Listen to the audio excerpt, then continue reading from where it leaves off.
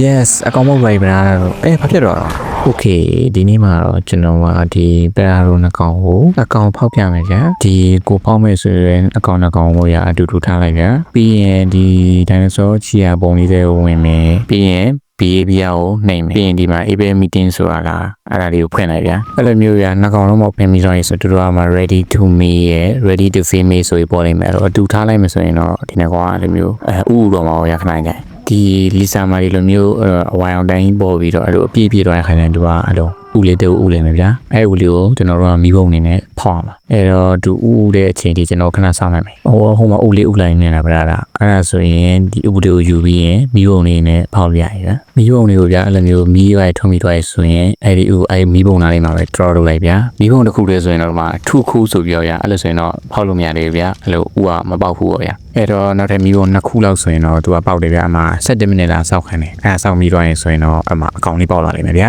အဲ့အကောင်လေးပေါက်လိုက်ဆိုရင်အဲ့အကောင်လေးကြီးဖို့အတွက်ကျွန်တော်တို့အစာလေးထည့်ထားပြီးအမှအတန်းလေးရှိတယ်အဲ့အကောင်လေးမှာအဲ့အတန်းလေးပြည့်ဖို့ပေါ့အတက်ကြီးဖို့အတွက်အတန်းလေးရှိတယ်ဗျာအဲ့အတန်းလေးပြည့်သွားရဆိုရင်အဲ့အကောင်ကိုစီးလို့ရတယ်ဒါပေမဲ့ကျွန်တော်ဒီအကောင်ဖောက်တဲ့ချိန်မှာကျွန်တော်အကောင်တွေကိုဒီကျွန်တော်ရဲ့အိမ်နားမှာပတ်လည်မှာရှိတဲ့အကောင်တွေကိုတိုက်ခိုက်ဖို့အတွက်ခလုတ်ကြီးနှိပ်ထားတာဗျအဲ့ချိန်မှာဒီဥပေါက်လိုက်ခါမှာကျွန်တော်ကောင်တွေအားလုံးကလည်းဒီရွှေမြန်ပေါက်စားလေးကိုတက်လိုက်တာဗျာသူတို့ကဥအပေါက်ပေါက်ရှင်လို့ကြာဘယ်သူမှမပိုင်အဲ့ဒါကြောင့်ကျွန်တော်ကောင်တွေကတခြားအကောင်ဆိုပြီးတော့အကောင်တက်ပလိုက်တာအဲ့နဲ့အကောင်ကတည်သွားရော